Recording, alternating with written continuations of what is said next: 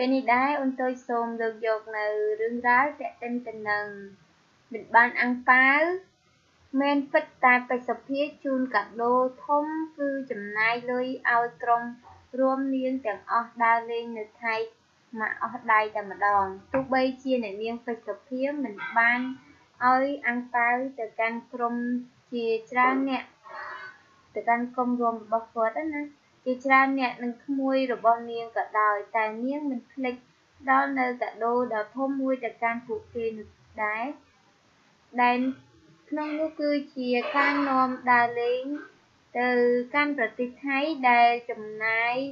ថ្លៃចំណាយនិងកន្លែងស្នាក់នៅរូបនាងជាអ្នករ៉ាប់រងនៅក្នុងថ្ងៃបុណ្យចូលឆ្នាំចិននេះអ្នកនាងពេជ្រសុភាបាននាំក្រុមរួមនឹងក្មួយដើរលេងនៅកន្លែងសំខាន់ជាច្រើននៅក្នុងប្រទេសថៃហើយក៏មិនតែប៉ុណ្ណោះពួកគេក៏បានស្លៀកលក្ខណៈថាពាក់អាវពណ៌ស្វាយដូចគ្នាដែលជាពណ៌ដែលនាងពេជ្រសុភាស្រឡាញ់និងចូលចិត្តទៀតផងចំពោះការដើរកម្សាន្តនៅទៅថៃនេះមិនទាន់បានដឹងទេថាអ្នកនាងពេជ្រសុភានឹងត្រឡប់មកវិញនៅពេលណានោះជាពិសេសក៏មិនមែនជាលើកទី1ដែរដែលរូបនាងបាននាំក្រុមរួមដើរលេងជាលក្ខណៈច្រើនអ្នកបែបនេះពលការពីប្រមាណខែមុនរូបនាងក៏បាននាំពួកគេទៅដើរលេងនៅឯប្រទេសវៀតណាមផងដែរដោយឡែករំលឹកព័ត៌មានចាស់កាលមុនផងដែរថាអ្នកនាងពេជ្រសុភាត្រូវបានកញ្ញាយូរីសរសើរពីចរិតកញ្ញាយូរីជាតារាប្រចាំនៅផលិតកម្ម Sunday ដែលមានប្រជាប្រិយភាពភាគច្រើនគេស្គាល់ថានាងជាតារាមួយរូបដែលនិយមចូលចិត្តលេងស្ទាយឈុតគួរឲ្យស្រឡាញ់និងមានទេពកោសល្យក្នុងការសម្ដែងក្បាច់រាំជាពិសេសជាមួយនឹងក្រុមរួមរបស់នាងធ្វើបានល្អនៅលើឆាកតន្ត្រីផងដែរក្រឡេកមកពេលបច្ចុប្បន្ននេះវិញម្ដងយើងឃើញថាកញ្ញាយូរីការមមាញឹកមានច្រើនគួរសមចំពោះការងារសិល្បៈទាំងមានដូចជាការចុះទៅសម្ដែងក្នុងការប្រគំតន្ត្រីតាមខេត្តនិងមមាញឹកក្នុងការថត MV បទចម្រៀងថ្មីៗរបស់នាងជាដើមអីហ្នឹងក្នុងនោះផងដែរគេសង្កេតឃើញថាកញ្ញាយូរីតែងតែនិយាយលើកសរសើរពីចរិតតារាសម្ដែងស្រីមួយរូបនោះគឺអ្នកនាងពេជ្រសុភាដែលឲ្យតែពេលជួបមុខម្ដងគឺយូរីមិនដែលភ្លេចទេថតរូប selfie ជាមួយ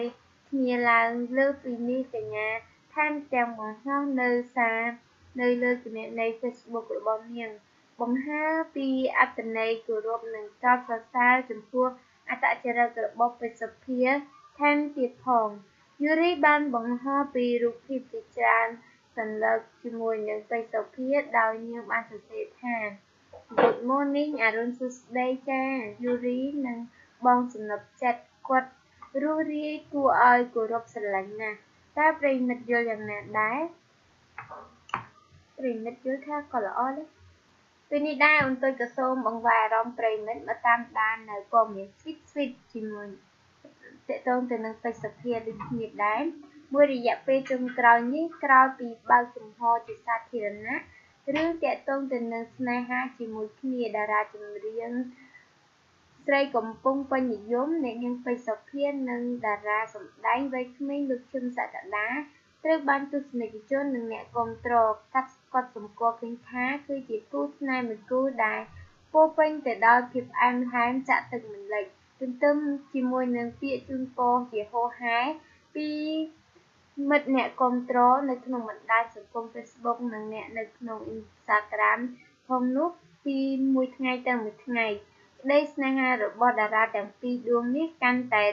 រីកដុះដាលធំធាត់ឡើងជាលំដាប់ស្របពេលគ្នានេះដែរចាស់ទុំក្នុងគ្រួសារទាំងសងខាងក៏បានយល់ស្រប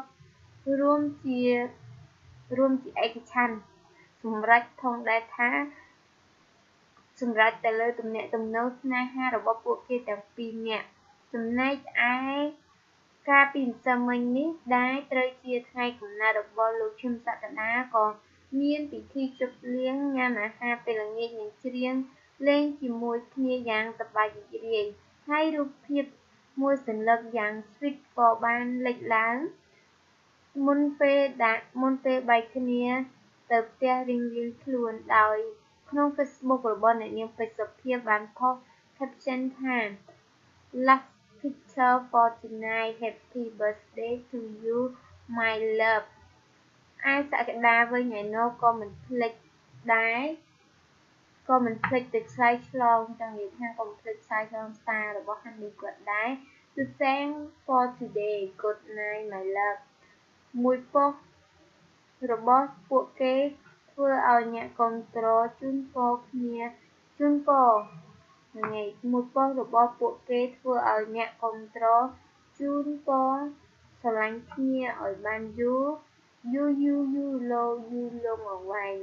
និងមានសុភមង្គលរហូតដល់ចាស់ក៏ប៉ុណ្ណឹង